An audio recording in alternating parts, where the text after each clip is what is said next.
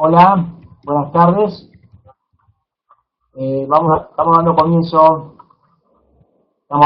al módulo 3 de este programa de educación continua de lentes esclerales, que va a ser dictado por el doctor David Piñero. El doctor David Piñero es optometrista de España. Aquí ustedes están viendo en la primer PowerPoint, están viendo sus antecedentes. Él trabaja en Oftalmar, Hospital Vitas International Medimar de Alicante. Es miembro de la Fundación para la Actividad Visual, FUNCAVIS, editor asociado de Journal of Optometry, BMS Ophthalmology y Journal of Ophthalmology, director técnico de IPAS Alicante, España, y también pertenece al grupo de óptica y percepción visual, Departamento de Óptica, Farmacología y Anatomía de la Universidad de Alicante.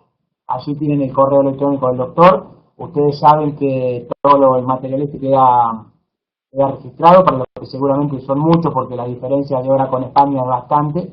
O sea, los que lo van a ver después también van a poder verlo. Bueno, no lo van a poder ver en directo por la hora que es en Argentina, 2 de la tarde, 12 AM en Colombia y 11 AM en México. Bienvenido, doctor Piñero, un gusto tenerlo por acá. Igualmente. Empiezo ya. Perfecto. Un momentito. Bueno, lo veis, supongo que bien, la presentación. Bueno, pues lo primero de todos, quería David, agradecer. ¿Me oyes? David, una cosita. Sí, dime. Sí, por favor, a tu derecha de la imagen hay una correderita, hay un botoncito blanco, hay que subirlo 3/4 más o ¿Así? menos. Puede estar en la mitad. Está tu imagen, aquí donde está tu imagen, al lado hay un botoncito blanco que cuando uno Sí. habla se mueve. Ese botoncito blanco lo ideal que esté en 3/4 Un aproximadamente. momentito. ¿Ahora qué tal? Per- Perfecto, mejor, Perfecto. Bueno, gracias. pues entonces iniciamos ya.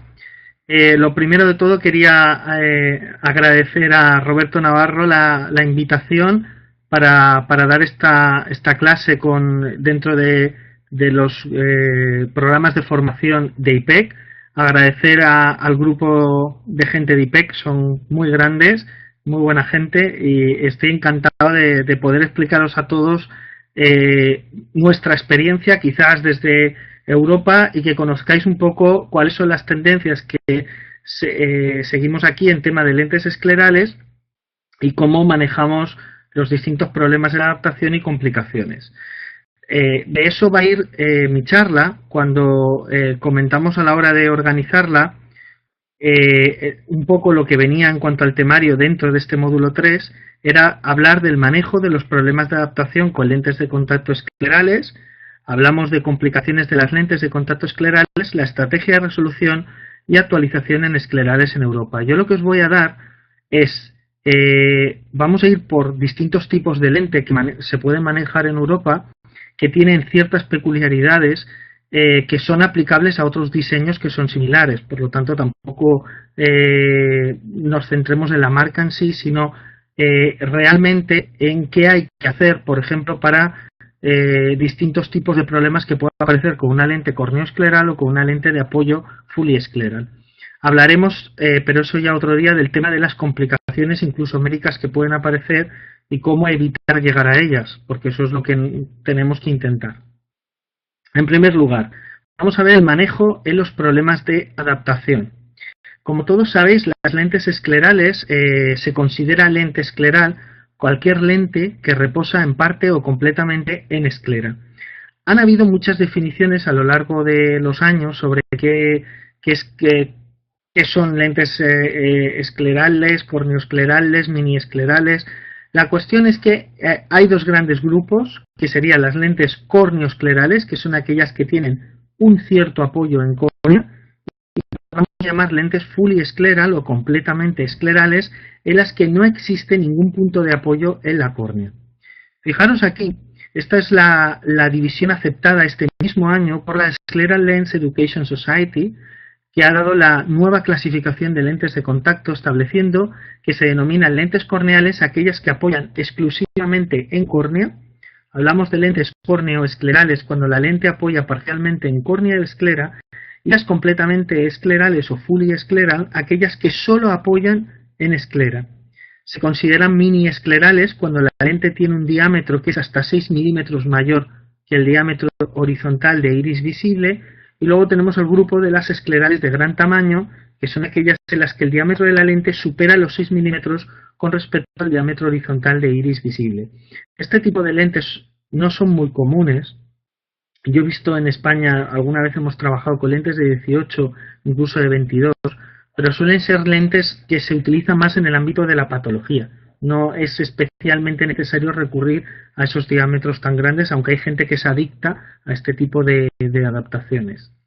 Bien, ¿y para qué indicamos lentes esclerales? Eso lo habréis dado con otros compañeros. Ya sabéis que principalmente se habla de la corrección del astigmatismo irregular, ya sea post-cirugía refractiva, post-queratoplastia, en queratocono, para corregir errores refractivos en personas que no toleran lentes gas permeable corneales ni blandas.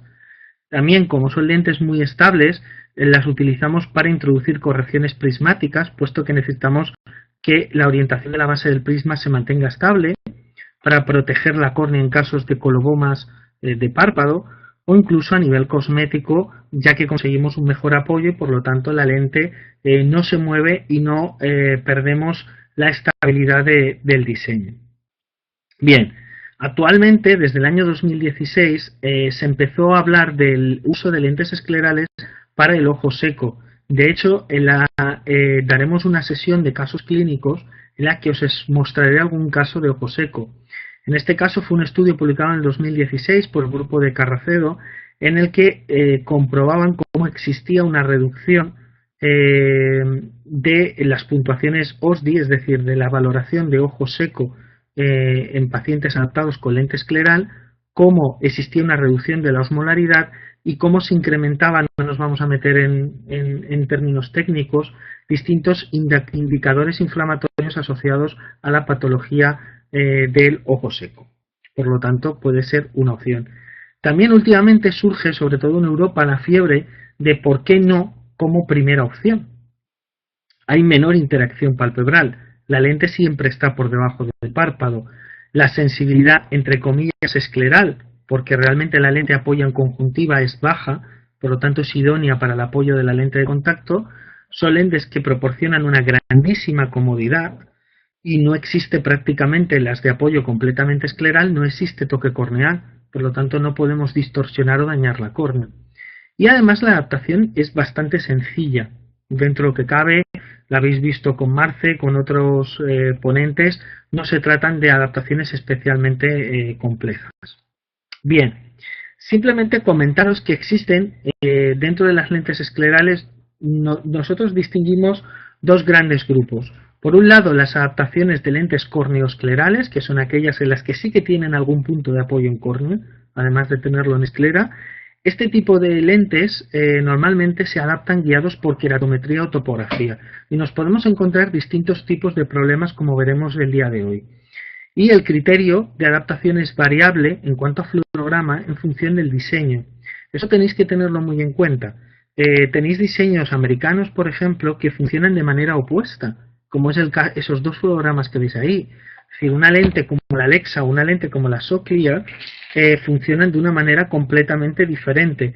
En un caso, como veis, se pide que exista un alineamiento central con un acumulamiento de fluoresceína en la media periferia por el funcionamiento de la lente, y en otros existe un acúmulo de lágrima central con el alineamiento en la media periferia y un levantamiento de borde bastante aceptable. Por lo tanto, tenemos que conocer bien cuáles son las prestaciones de nuestra lente, cómo funciona y saber cuándo estamos realmente ante un problema o una complicación o no. Las lentes de apoyo completamente escleral, las fully escleral, en este caso la adaptación va guiada por altura sagital.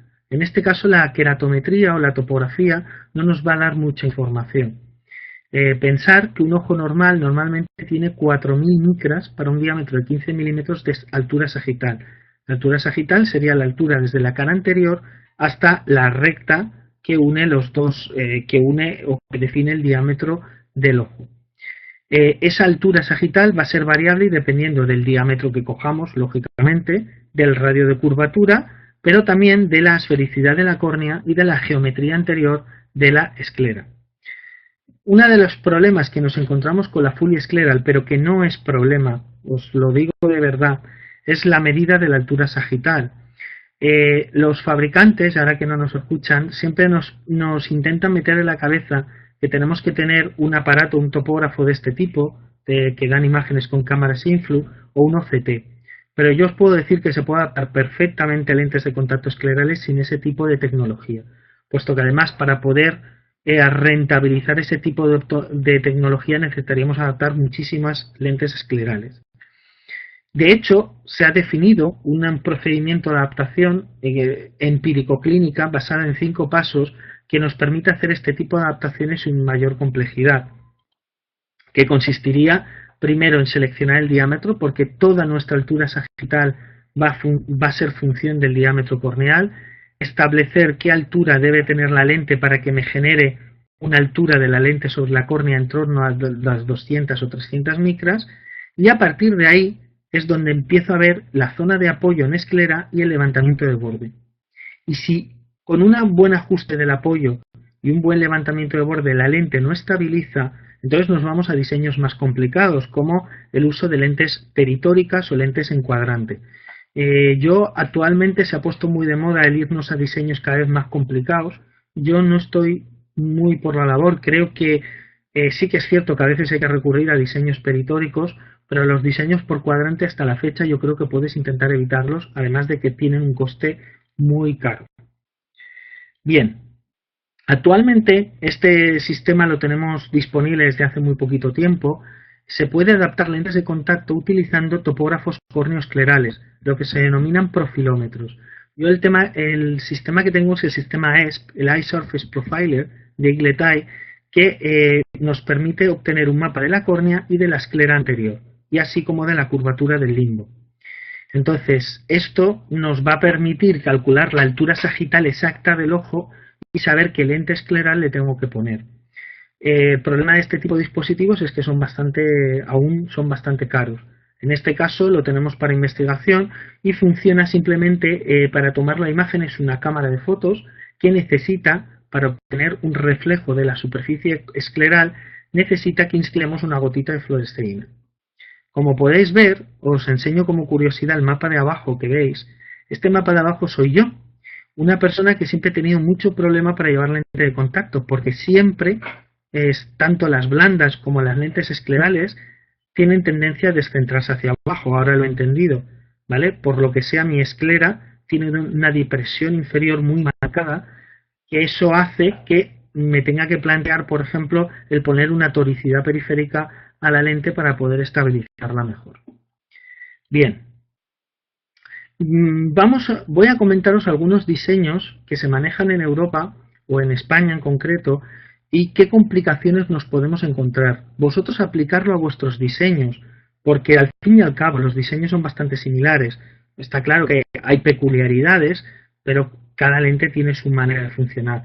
Una de las lentes que está bastante de moda en España, dentro de las lentes córneo-esclerales, es la lente Alexa, de una casa que se denomina Piedra. Es una lente que se fabrica en formato córneo-escleral y en formato Fully Scleral. Tienes las dos opciones. Fijaros que esta lente funciona del siguiente modo. Tiene una zona central esférica, con un radio multiesférico de transición y un radio parabólico periférico ya con un levantamiento escleral importante para que la lente apoye de una manera suave. Como podéis ver, el fluorograma tiene un toque corneal en la media periferia que va a permitir que se estabilice la lente y no se nos mueva. ¿Por qué es importante que no se nos mueva esta lente? Porque fijaros que su diámetro estándar es de 12,7 milímetros. Por lo tanto, cualquier pequeño movimiento puede hacer que el borde de la lente toque limbo. Una estructura que debemos proteger de manera máxima, pensar que es ahí donde se va a producir o a estimular el proceso de formación y repoblación de las células epiteliales de la córnea. No podemos permitirnos el lujo de dañar esa estructura. En cuanto a los criterios de adaptación, los tenéis ahí, simplemente en función de que sean córneas con cirugía refractiva miópica previa, queratoconos, incipientes, avanzados, pues se tiene un criterio u otro. Y se puede incluso la posibilidad de fabricar diámetros hasta 18. ¿Qué nos podemos encontrar en este caso? A ver, vamos a ver problemillas que nos podemos encontrar. Pues con este tipo de lentes, como podéis ver, que este sería el fluorograma ideal, con una adaptación cupular, con un mínimo toque en el ápex, o que exista un acúmulo de lágrima, y luego un toque en la media periferia. Si tenemos un toque excesivo, como nos está pasando en esta figura que podéis visualizar aquí, tenemos un toque excesivo en ápex, ¿vale? Como lo podéis ver aquí, fijaros ahí, ¿vale? Tenemos un toque excesivo en APES que nos va a generar espera un momentito, que cambie, y así se va a ver mucho mejor. Vamos a ponerlo así, ¿vale? Como podéis ver ahí va a tener un toque excesivo que nos está diciendo que la lente está plana. Y además genera un levantamiento de bordes totalmente anómalo, como podéis ver aquí. ¿Vale? Entonces, en este caso, lo que tendríamos que hacer sería proceder al cierre de la lente. Simplemente con el cierre del diámetro de la zona esférica, además de conseguir ese lago lagrimal central y conseguir ese toque en la media periferia, como vamos a incrementar la ságita, el propio levantamiento de borde va a reducirse y vamos a conseguir controlarlo. Si no es así, esta lente tiene la posibilidad de modificar el radio periférico, ¿vale? No existe problema al respecto. Aquí tenemos una lente en la que tenemos un acúmulo, como podéis ver, de lágrimas suficiente en la zona central. Podemos darlo por bueno, pero fijaros, sobre todo en la zona inferior, que el levantamiento de borde es excesivo, sobre todo en la zona inferior. Eso hace que entren burbujitas y por lo tanto que con el parpadeo, por ejemplo, al estar el borde levantado, el paciente cada vez que parpadee note un roce continuo. En este caso podríamos modificar. Cerrar el radio central no nos sería conveniente, puesto que tenemos un buen acúmulo de lágrima. ¿Vale? Solamente deciros una cosa y acordaros siempre con el tema de las lentes corneosclerales que suelen funcionar con manejo de radio central y radio periférico. Si estáis modificando uno, cuidado porque estamos modificando toda la altura sagital. Por lo tanto, no modifiquemos los dos radios al mismo tiempo, por lo menos inicialmente para no perdernos, porque si no al final no sabemos qué tipo de cambio estamos induciendo. Entonces yo creo que en este caso simplemente con el cambio del radio periférico conseguiríamos un buen resultado. Bueno, yo creo que el caso de arriba es evidente que tenemos un exceso de acúmulo central con una burbujita y todo, como veis ahí. El radio intermedio está excesivamente marcado y luego tenemos un levantamiento de borde excesivo, ¿vale? Entonces, en este caso, fijaros que si yo aplano la lente, que es lo que hay que hacer en la zona central, el levantamiento de borde será mucho mayor. En este caso es que hay una diferencia muy clara entre radio central y periférico. Entonces, aquí, lo primero, vamos a ajustar el radio central, vamos a aplanar hasta que consigamos un acúmulo de fluoresceína bueno, y a partir de ahí haremos un ajuste de la curva periférica. En este caso, lo contrario, tenemos una curva muy ajustada a nivel central, como podéis ver, ¿de acuerdo? Y el radio escleral parece correcto. Pues en este caso no tendríamos más que solamente aplanar el radio periférico y esperar que eso no afecte mucho a la altura sagital y no tengamos que modificar el radio periférico. Muy bien. Por ejemplo, en este paciente que lleva una lente de piedra, aparentemente yo miro el fluorograma así de cara y la sensación que me da es que estamos ante un caso bien adaptado. Tenemos lago lagrimal central, toque media periferia y levantamiento de borde. Pero yo bajo un poquito el párpado, intento visualizar qué está sucediendo en la zona inferior y yo lo que veo es hay un pedazo de burbujón, como veis ahí. Y vemos que aquí incluso el borde de la lente está levantado. Por lo tanto, no estamos ante un caso en el que tengamos una adaptación optimizada. Es cierto que el centro es correcto, más o menos podemos darlo por bueno, pero ese radio periférico sería conveniente cerrarlo ligeramente para obtener una adaptación mucho más estable. Y además, para evitar, ya que esta lente es de 12,7, evitar el toque el limbo. Bien, otro tipo de lentes que funcionan al revés. Esta es una lente americana que se denomina SoClear, que es una de las lentes esclerales más raras que he visto yo a la hora de utilizarlas para adaptación. se basan en el principio de la altura sagital. Es una lente, ¿cómo os diría yo? Bastante rígida a la hora de poder manejarla. No permite una modificación de parámetros importante y funciona por radios de curvatura. Os explico en cuál es el principio o lo que ellos piensan.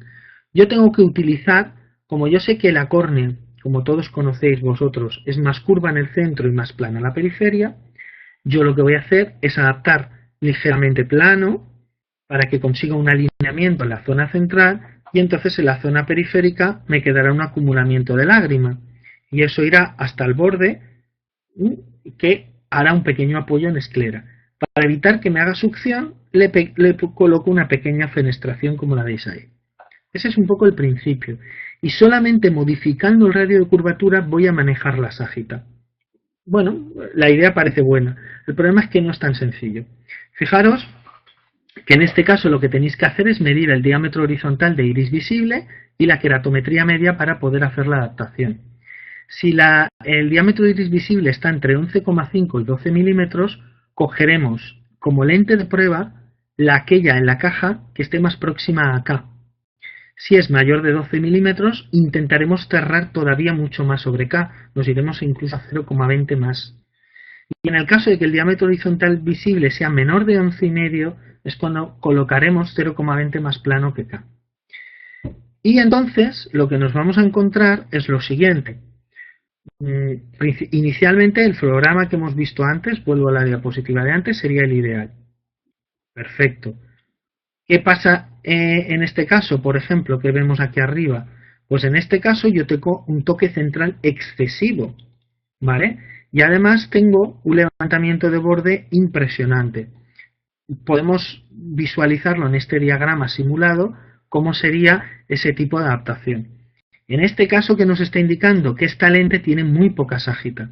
Entonces, como solo me he simplificado el camino utilizando solo el radio para manejar la ságita, lo que tendré que hacer que es cerrarla para darle más ságita. De hecho, estos pacientes la notarán mucho cuando parpadean porque queda un levantamiento de borde muy marcado, por lo tanto notarán la molestia. Bien, ¿qué pasaría si ocurriera al contrario? Que la lente tiene excesiva ságita, pues lo que veríamos sería una lente toda verde en el florograma, se vería un acumulamiento de lágrima a nivel genérico. Eso va a generar lo siguiente, va a generar, como he dicho, el acumulamiento de fluoresceína en la zona central, un apoyo excesivo en periferia que incluso puede llegar a indentar los vasos conjuntivales y blanquearlos, por lo tanto tenemos que tener muchísimo cuidado al respecto.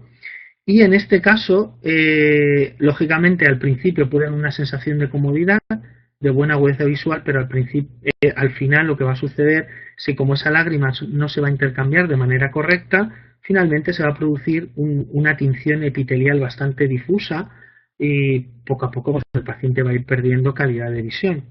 Evidentemente no sería una adaptación optimizada. ¿Cómo podemos saber que el borde está muy cerrado o que está suficientemente levantado? ¿Cómo podemos hacer eso? Bueno, pues ahora lo vamos a ver en la siguiente diapositiva, ¿vale? Vamos a ver para que pasemos al siguiente, un momentito, al siguiente PowerPoint. Roberto, ¿podemos pasar al siguiente? Estas son las primeras 18 diapositivas.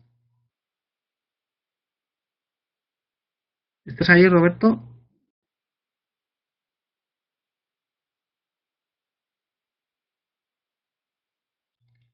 ¿Roberto?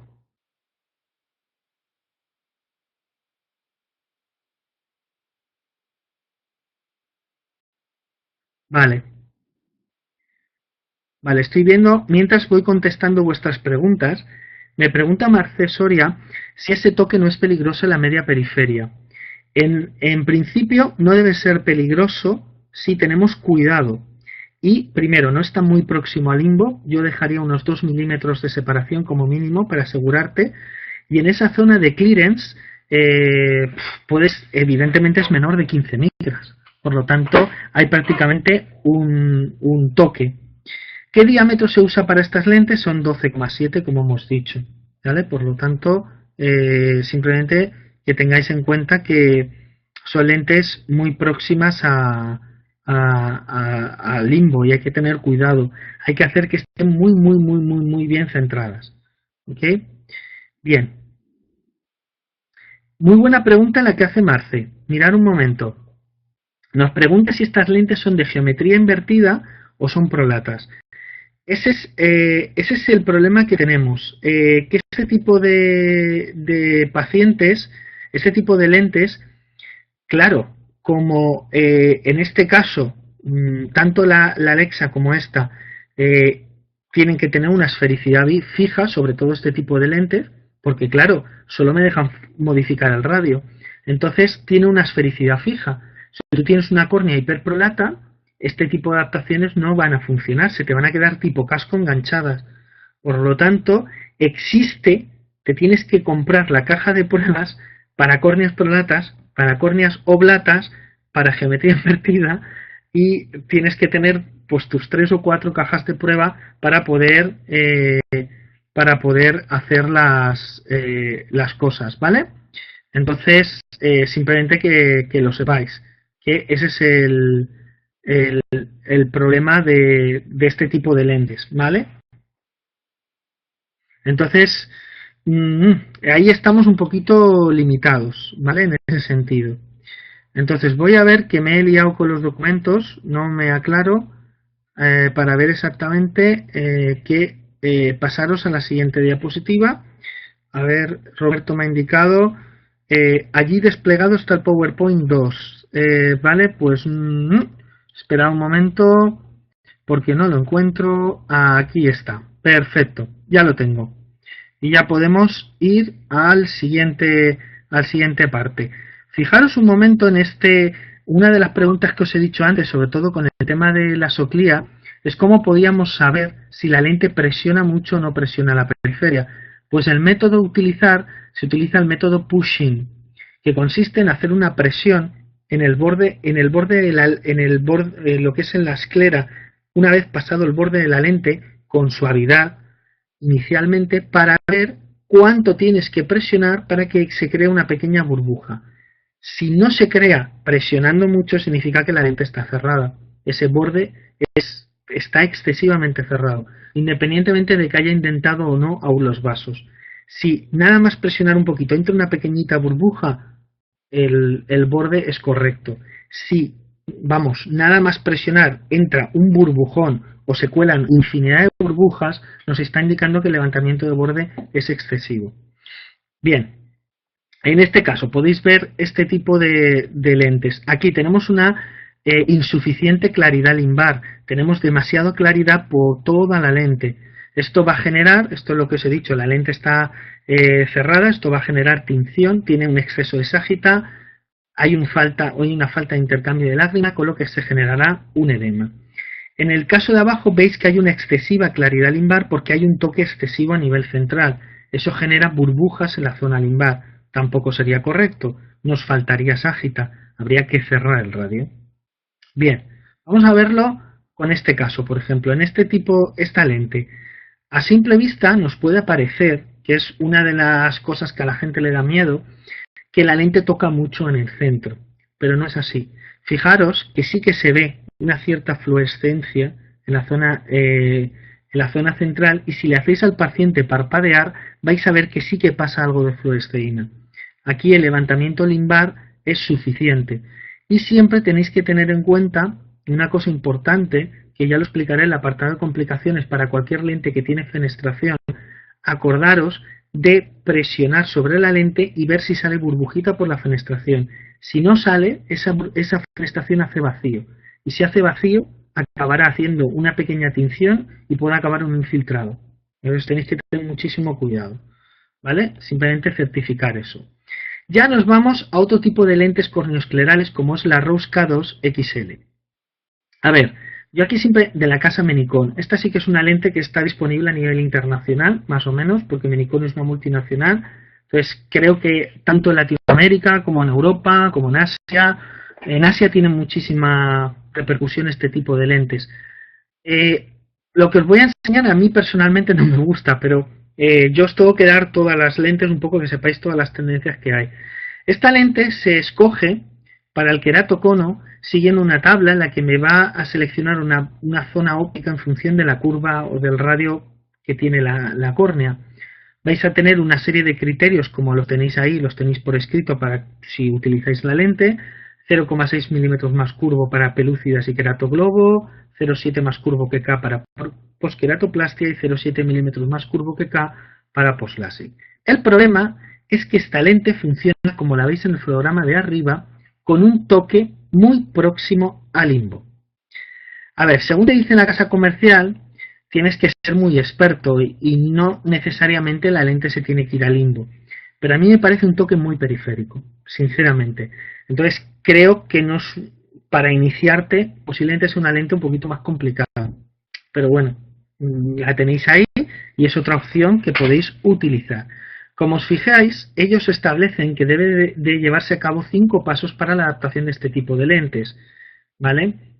Lo primero, seleccionar una curva base, más curva o plana, vas modificando hasta conseguir toque. Entonces nos quedamos con la anterior que produce toque. Se reevalúa a los 20 minutos y ver que no se produce toque central. El segundo paso, ellos pasan a la evaluación del levantamiento de borde. Según dicen, debe tener un levantamiento aproximadamente entre 0,8 y 1 milímetro de anchura.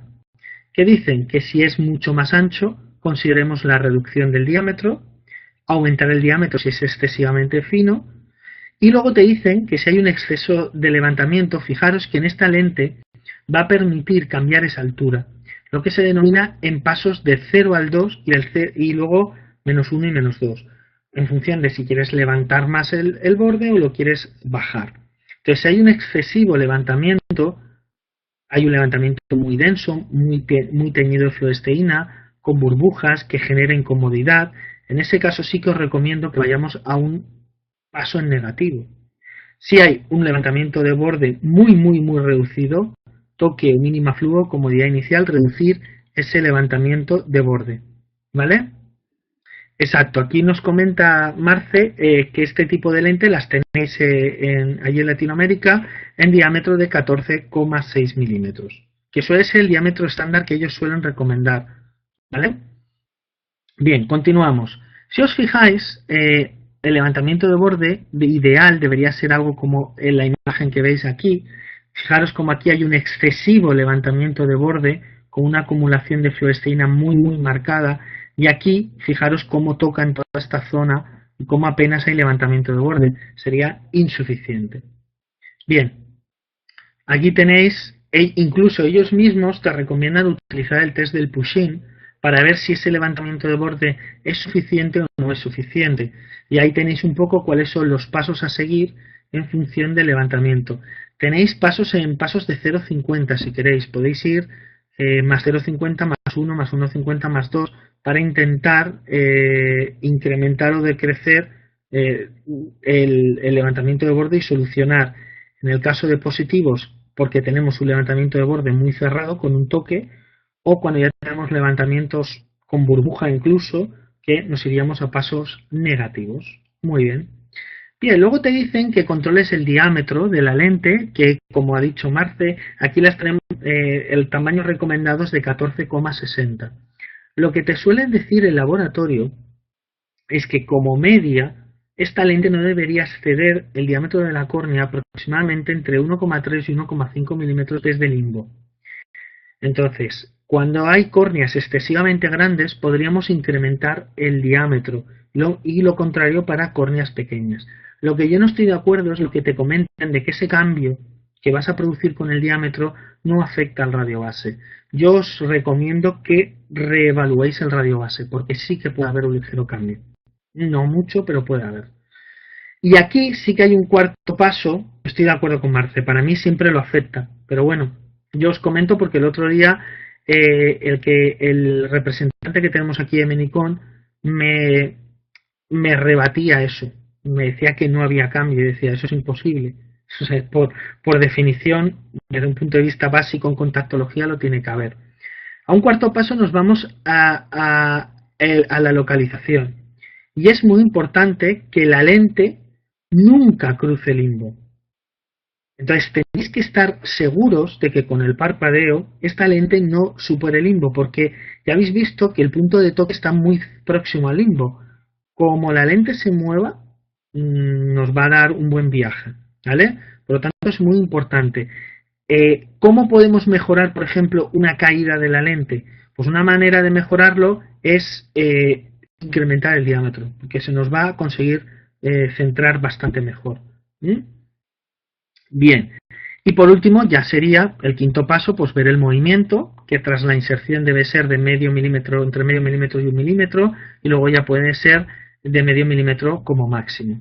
Si la lente se mueve muchísimo, lo que os he dicho, reducir o levantamiento de borde si no tenéis la posibilidad de incrementar el diámetro, reducir levantamiento de borde o aplanar la curva base para que la lente quede más clavada.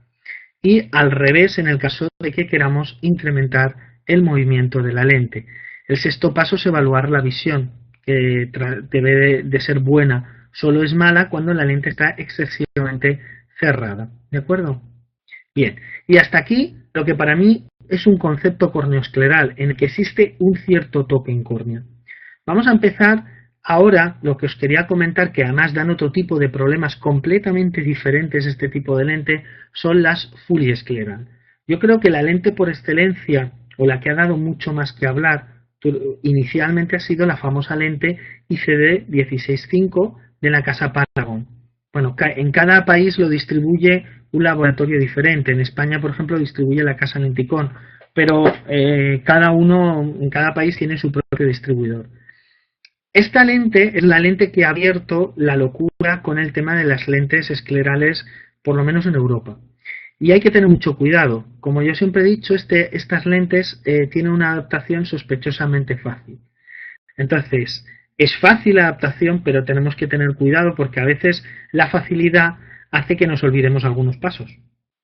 Entonces, fijaros, esta lente es una lente que tiene un diámetro de 16 milímetros y medio, tiene 4 zonas de apoyo, como podéis ver ahí, tiene 4 zonas de apoyo, una primera zona que va a ser la que va a estar levantada sobre la córnea sin tocar, luego una zona que se intenta ajustar hacia la periferia de la córnea pero sigue sin tocar, luego tenemos la zona que supera el limbo y pasa sobre él sin tocarlo, y luego ya la zona de apoyo escleral.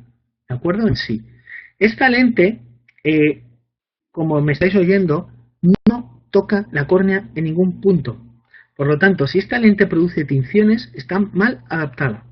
Es imposible que toque la córnea, ¿vale? Como no sea, como os vuelvo a decir, que exista una mala adaptación. Como me dijo el otro día un paciente que le adapté una lente de este tipo y al salir le dijo a la enfermera que le había puesto una lente que flotaba. No es que flote, es que apoya en esclera, pero no toca la córnea. Una lente fuliescleral no está preparada para apoyar la córnea. Entonces, si apoya, va a hacer daño. Eso es muy importante que lo tengáis en cuenta.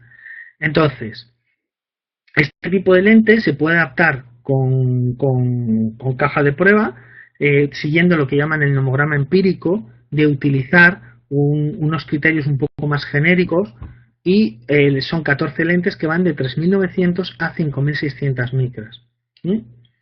Y como podéis ver, estas son la evaluación de las 4 zonas. Tenéis una zona central, que es lo que llaman CCZ. Esa, como dice Luis Carlos, dice, ¿es posible decir que flota sobre la córnea? Flota sobre la córnea y no produce burbujas. No tiene por qué producir burbujas. Porque lo que vas a hacer es distribuir el fluido que vas a insertar en la córnea cuando la insertas en el ojo, en la lente cuando insertas en el ojo. Por lo tanto, no tiene por qué producir burbujas. Si las produce, es que está mal insertada. Esa es una de las curiosidades que tiene esta lente. Una cosa antes de seguir con esta lente, se me había olvidado comentaros una cosa. Una cosa que pasa con las lentes esclerales, que os habréis dado cuenta quienes la manejáis a tope, es que a mayor diámetro, cuanto mayor es el diámetro, mayor es la comodidad. Pero cuidado, a medida que vamos incrementando el diámetro, no sé si habéis probado alguna vez una lente 18, os la recomiendo, vais a ver que la lente es muy cómoda, pero la adaptación se complica. ¿Vale? Porque pensar que esa zona no la conocemos. Yo os puedo decir que los estudios de topografía escleral Nosotros ahora estamos haciendo una tesis doctoral de un chico que espero que acabe pronto sobre la caracterización de lo que es el área corneoescleral con el topógrafo que os he enseñado, con el sistema ESP. Claro, eso te permite caracterizar hasta 16 milímetros. Yo lo que pasa más allá de 16 milímetros ni me lo imagino.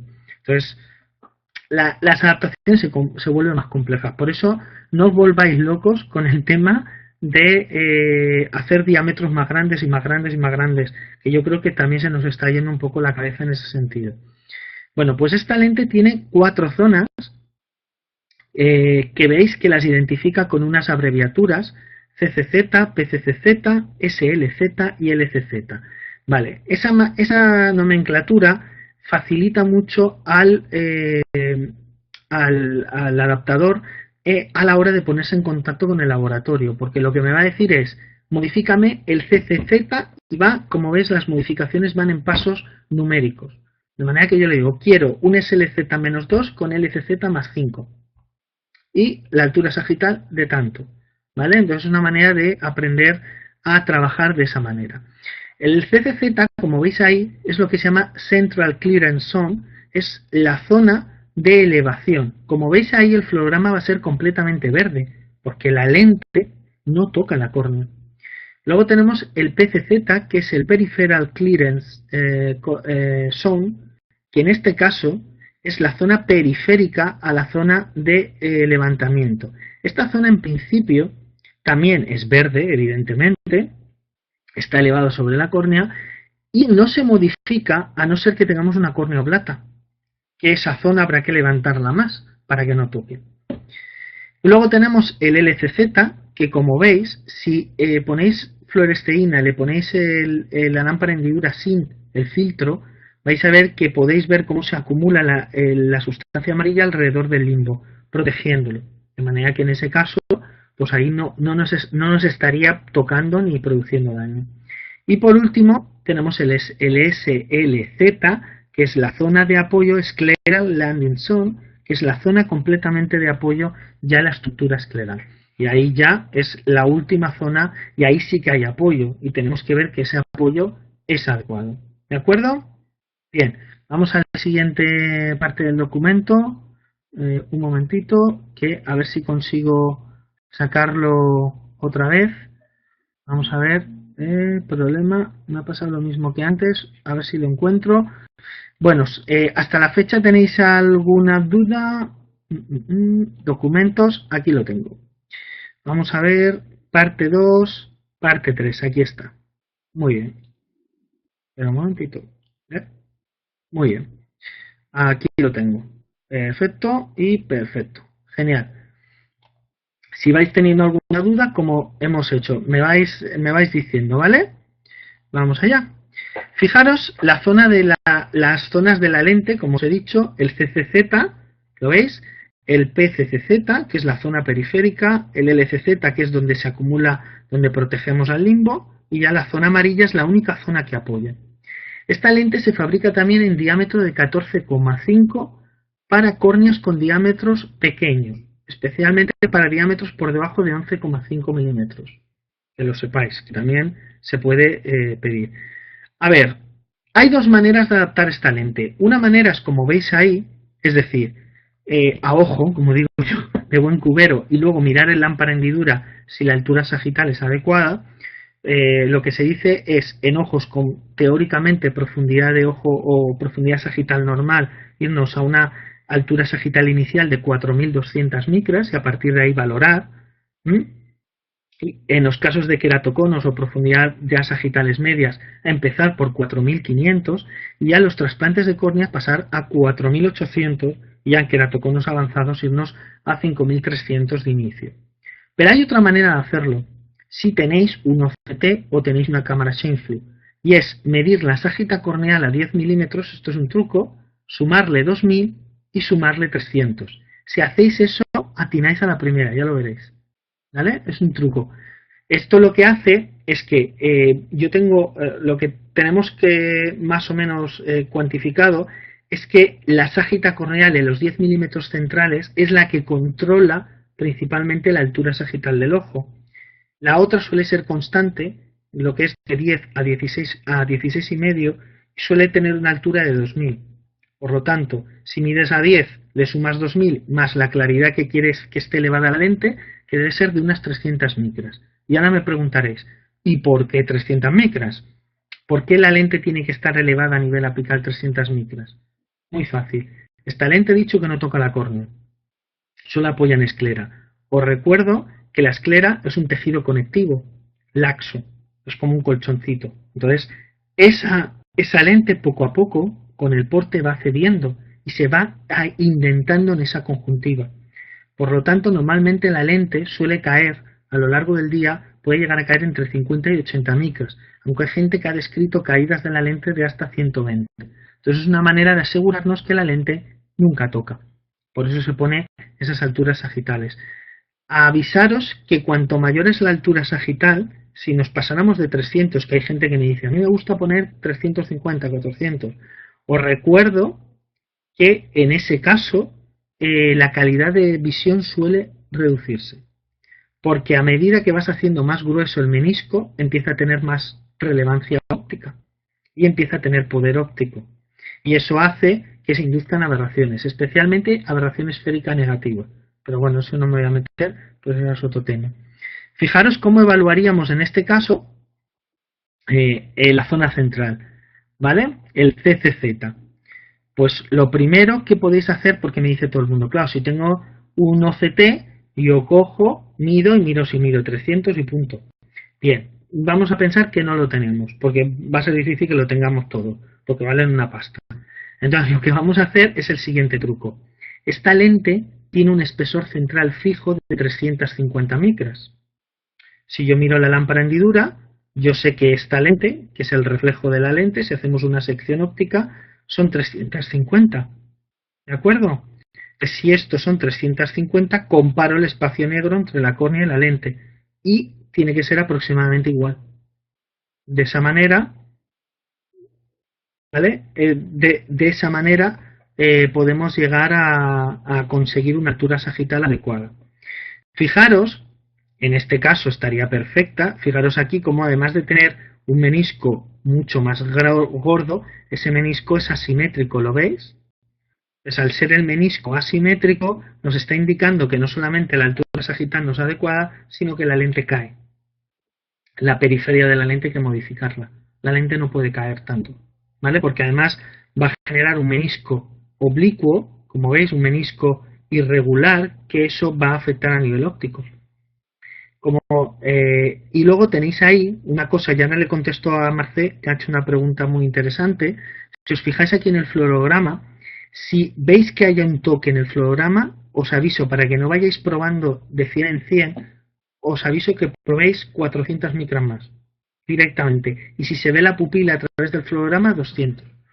Es un truco que os va a funcionar. Y de esa manera avanzáis. A ver, ¿qué es lo que nos comenta Marce? Dice, ¿cómo es el criterio de clearance inicial en DMP, en degeneración marginal pelúcida? A ver, hay un criterio que ellos establecen de irnos a ságitas de 5000. Yo no estoy de acuerdo. Es cierto que se van a esas ságitas porque como lo que está elevado es el ápice en la zona inferior, lo que intentan es evitar no tocar. Pero fíjate, yo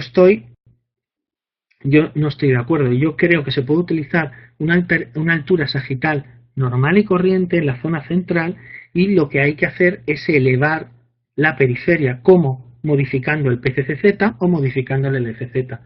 La cuestión es levantar la periferia de la lente, ¿vale? Esta lente lo permite. Por lo tanto, puedes jugar con esos parámetros sin necesidad de crear una altura sagital central tan grande que le va a hacer perder calidad de visión al paciente, recordarlo, ¿vale? Muy bien. Luego, más cosas. El PCZ.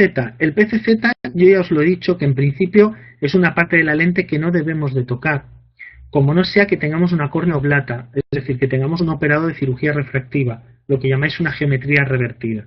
Entonces, en este caso sí que lo levantaría, para que me generara una cierta geometría inversa. Acordaros que por cada grado que lo eleváis, porque van pasos de +1, +2, +3, -1, -2, -3, por cada grado son 30 micras de cambios en la ságita. Si son grados en positivo, lo que estamos haciendo es meter más altura. y si son en negativo estamos metiendo menos altura. Por lo tanto, tenerlo en cuenta porque eso va a afectar a la altura sagital apical.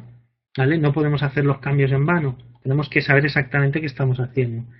El LCZ es raro que lo tengáis que modificar, pero a veces es necesario porque toca el limbo, por ejemplo en una pelúcida. Entonces en este caso lo que podéis hacer es elevarlo, y lo mismo, por cada grado que eleváis son 25 micras de cambio en la ságita. En positivo son para inducir más altura y en negativo para inducir menos altura. Y finalmente vamos a la parte importante y que más calentamientos de cabeza nos da, que es la SLZ. Es la zona de apoyo escleral. En este caso, fijaros que lo que os he dicho puede llegar a lo largo del día a indentarse entre 50 y 180. Eso de 180 lo han reportado unos americanos. Yo nunca he visto a nadie que se le clave la lente 180 micras. No sé, me parece raro, pero bueno, está reportado y por lo tanto lo tenemos que tener en cuenta. Tenéis que ver que no hay compresión de los vasos, ¿vale? Lo que pasa es que aquí la imagen se ha cortado, ¿vale? No hay compresión ni nasal, ni temporal, ni superior ni inferior. Y tenéis que ver que no existe un corte del aporte sanguíneo, ¿vale? Entonces eso lo tenéis que tener en cuenta.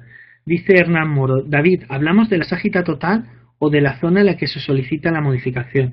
Cuando hablo de la ságita total, Hernán. Es decir, realmente ese cambio de grados que vas a producir en esa zona está modificando la altura sagital completa de la lente. ¿Vale? Por eso lo tienes que tener en cuenta, porque te va a modificar la altura apical. ¿De acuerdo? Bien, pues en este caso, en cuanto al SLZ, acordaros, por cada grado que hacemos de cambio son 25 micras de cambio en la ságita, pero aquí es al revés. Cuando metemos en positivo estamos induciendo menos altura y cuando es en negativo más altura, porque esta zona tiene una geometría revertida, ¿vale? Por lo tanto, simplemente las tendencias son contrarias. Entonces tenemos que evitar situaciones como en este caso. Bueno, en este caso fijaros que el levantamiento de borde del SLZ en esta lente es excesivo, como podéis ver. Y aquí existe un levantamiento de borde bastante elevado. Este paciente posiblemente con el parpadeo notará un roce muy marcado de la lente que le hará molestia. Por lo tanto, en ese caso ese borde no lo aceptaríamos. Pero ¿qué os parece? Bueno, en este caso, fijaros que es otro borde, pero en este caso estamos mirando a la parte superior. Podéis ver cómo el borde está prácticamente alineado. Los vasos pasan perfectamente, no hay corte, no hay presión y por lo tanto este levantamiento de borde lo podríamos aceptar. Esta SLZ la podríamos adaptar. ¿Vale? Tenemos casos de presión de borde y todo esto, pero eso lo vamos a ver en complicaciones, para que veáis cómo podemos resolver este tipo de problemática, que es una problemática bastante importante que nos podemos encontrar. ¿De acuerdo? Pero esta es la lente, como os he dicho, ICD. Hay otra lente que ha salido ahora que están buscando distribuidores en distintos países. Yo no sé si allí por Latinoamérica ha llegado, que es la Comfort 15. Es una lente de 15 milímetros de diámetro, ¿vale? Que funciona muy parecida a esta, pero con 3 zonas. Pero es muy similar, ¿vale? Controlas la altura limbar, controlas la altura limbar, el apoyo escleral y lo que es la altura corneal. Esa lente yo la he probado y funciona bastante bien también. Es un buen diseño. Y luego hay otra lente que creo que conocéis muy bien, que es una lente de Medifacos, ¿vale? Lo que pasa es que esta lente hasta la fecha nosotros, bueno, creo que ahora va a haber distribuidor en España, pero hasta la fecha no lo teníamos. Y bueno, pues es decir que en apoyo escleral tenéis un gran abanico de opciones. Solamente deciros que en el Congreso de Las Vegas de lente de contacto, en el Global Symposium of Contact Lens, se llegaron a presentar el año pasado más de 75 diseños de lentes, con lo cual es un campo que nos va a dar muchísimos modelos y bueno, simplemente tenemos que estar ahí atentos. Para acabar la clase de hoy y ya poneros al día de todos los diseños que hay, y luego ya os digo, el próximo día ya iremos más a las complicaciones médicas. a qué nos podemos encontrar y cómo podemos resolverlo o intentar evitar llegar a eso. Y ya el último día os voy a enseñar un montón de casos clínicos que os va a encantar. Ahí tengo desde una persona, que además os lo adelanto, porque este ha sido mi caso más bonito que he tenido, además se ha publicado recientemente, es un paciente que se operó 13 veces de cirugía refractiva, ¿vale? Se operó de queratotomía radial, queratotomía transversa, queratotomía arcuata, PRK y LASIK, ¿vale?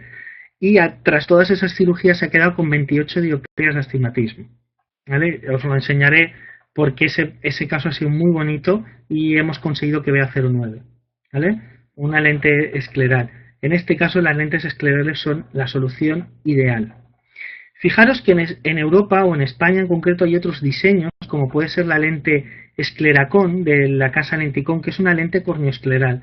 Funciona, como veis por el fluorograma, de una manera muy parecida a la lente Alexa de piedra, ¿vale? Que es la que os enseño al principio. Aquí trabajas con un radio central y con un radio periférico también, al igual que en el otro caso. Y luego hay una lente que se está poniendo muy de moda ahora, que es de otra casa, que se denomina Conóptica, que es la lente MSK. En este caso es una lente fully escleral, como las anteriores, de un diámetro de 16,5, aunque la puedes fabricar en diámetros desde 12,3 hasta 16,5. Y esta lente funciona totalmente personalizada.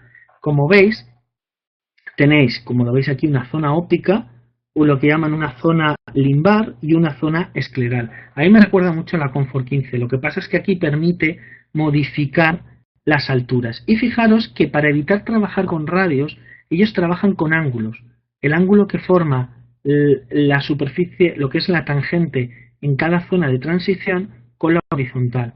Entonces tú puedes cambiar aquí, por ejemplo, 43, 35 grados. Son los ángulos con los que suelen trabajar, pero esos ángulos los puedes modificar. Y puedes modificar incluso el diámetro de esas zonas, si quieres.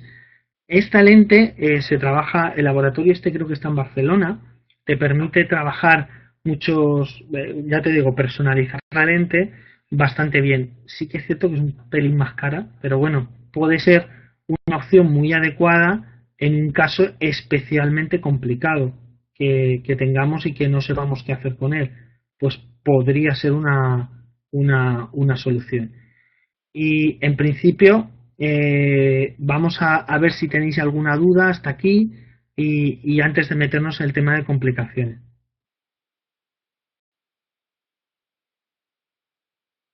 Dice, Luis Carlos nos comenta que me ha leído ese caso, magnífico, pero en postcirugía refractiva preferimos técnicas de lente corneales grandes de geometría inversa haciendo un leve tratamiento ortopédico. Tenemos casos emblemáticos.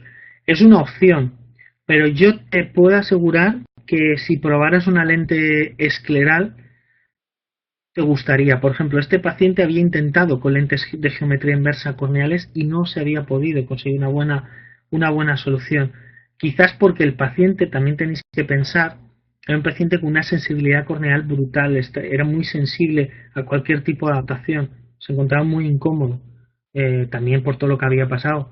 Entonces, el hecho de poner una lente escleral fue un gran beneficio. Pero ya te digo que en este paciente, que en este caso concreto, además tengo las imágenes, se probaron varios diseños de lente de geometría inversa y fue imposible controlar la lente. No la toleraba más de 3 horas. Es decir, hay casos en los que la escleral puede llegar a ser una necesidad, ¿vale? En otros no, en otros es una alternativa, ¿vale? La escleral no es más que una alternativa adicional.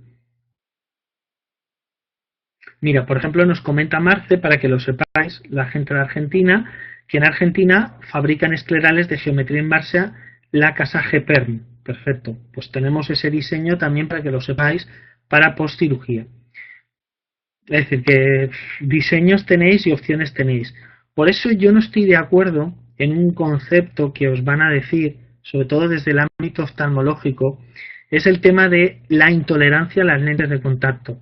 Yo lo que creo es que hay casos de intolerancia, pero no tantos. Lo que hay es malas adaptaciones.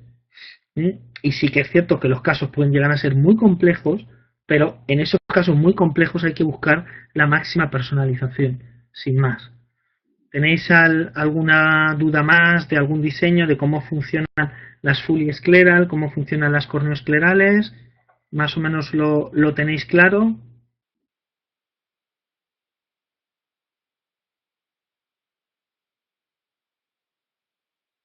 Yo por mi parte era un poco lo que os quería comentar para que vierais un poco el distinto abanico de opciones que tenemos en esclerales y qué problemática nos podemos encontrar. Manejar levantamiento de borde, manejar el apoyo en esclera, siempre dejar claridad limbar, que no toque, las lentes full esclera nunca tocan en córnea, pues un poco esos conceptos que los tengamos claros para que cuando veamos los casos lo tengamos en mente y podamos comentarlo más abiertamente.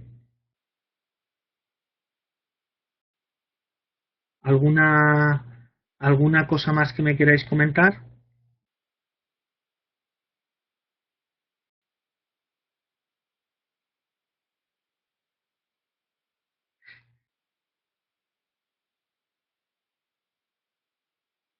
Yo lo que quiero es que los conceptos que sequéis, claro, dice Marcela que si puedo mandar al foro del campus todos estos diseños. Todo este material es para vosotros. Yo os lo he preparado para que lo tengáis. Y os he resumido. Marcela, si quieres más interés, yo te puedo pasar todos los diseños. En breve, si Dios quiere, en Las Vegas vamos a hacer la primera presentación. Os presentaré un diseño que hemos desarrollado nosotros en la Universidad de Alicante de una lente fuliescleral multifocal. ¿Vale? Que es bastante interesante el concepto, cómo trabajamos con los meniscos para inducir aberración esférica, inducir profundidad de foco. ¿Vale? Por eso que diseños hay un montón, te puedo pasar, y en Europa es que es una proliferación, cada 2 meses nos salen nuevos diseños. ¿Vale? Así que todo el material que yo le paso a Roberto es para que lo tengáis vosotros sin ningún problema. Y si tenéis alguna duda adicional, habéis visto que ahí tenéis mi mail. Cualquier cosa que tengáis, me preguntáis y os lo paso. Yo lo que quiero es que todo haya quedado muy claro, ¿vale? Para que el próximo día nos vayamos a un nivel más complicado. Y ya empezamos a complicar, a que aparezcan problemas muy serios y lo empezamos a manejar, ¿vale?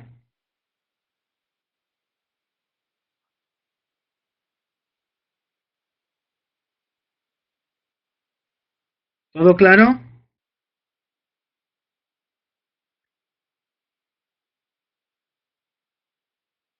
Para mí ha sido un placer estar con vosotros, ya lo sabéis. Os recuerdo, cualquier cosa que tengáis, cualquier duda, este es mi mail, ¿vale? Lo tenéis ahí, ¿de acuerdo? Y nada, el próximo día os veo, ¿vale? Quiero que estéis ahí, ya os explico, vamos a complicarlo un poquito y que sepáis manejaros en el caso de que tengáis una complicación y no os agobiéis, ¿vale?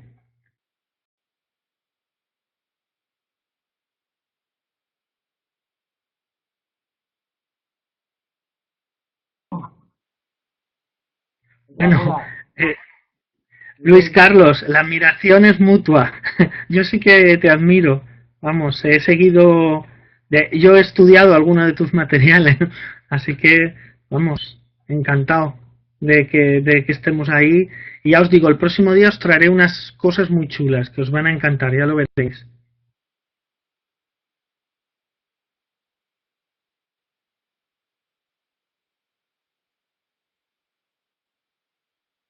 ¿Me veis, Roberto? Gracias, David.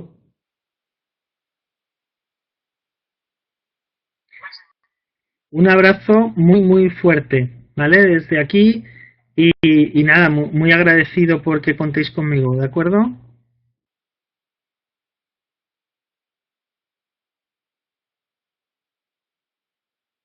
Quiero darles a todos una primicia. Vamos a comenzar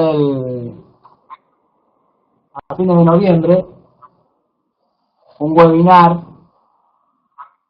auspiciado, un webinar de la empresa Lenticón de España. Me acaba de escribir Toledano y me lo confirmó.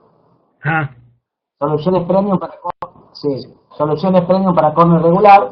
Módulo 1, presentación asistente virtual de adaptación Lenticón. Módulo 2, lente RGP corneal. Módulo 3, lentes RGP con esclerales. Y módulo 4, lentes blandas de espesor modificado. Eh, estos webinars también están auspiciados por la empresa Lenticón de España, que además de las charlas que va a dar David, vamos a hacer estos webinars lunes y miércoles. Como siempre son en el horario de esta hora, ¿no? Por la hora de España, ¿no? Ya les informaremos. Traemos a España acá. Sí, ya me confirmó que la cuarta clase, David me confirmó la cuarta clase de tu módulo, de este módulo, la va a dar Rafael.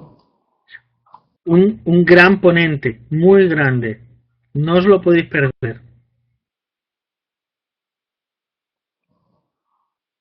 Bueno, amigos, si no hay ninguna pregunta más,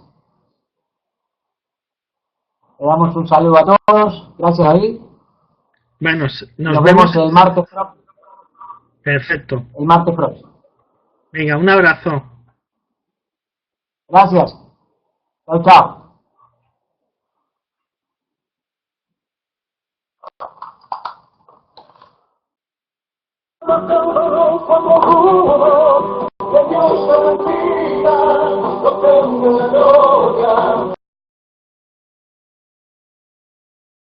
Su memoria.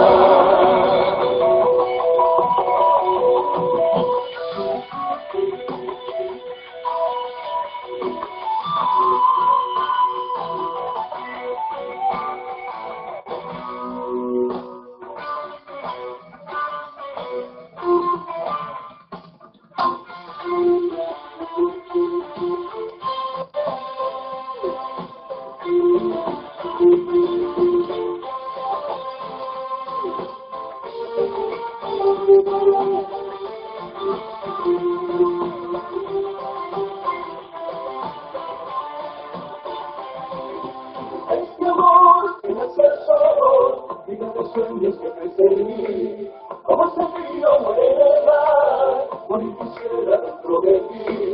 Sé que mi sombra desde que está, ojalá quiero que su amor sobre tu cuerpo ella estará, de tu vida y no te estará.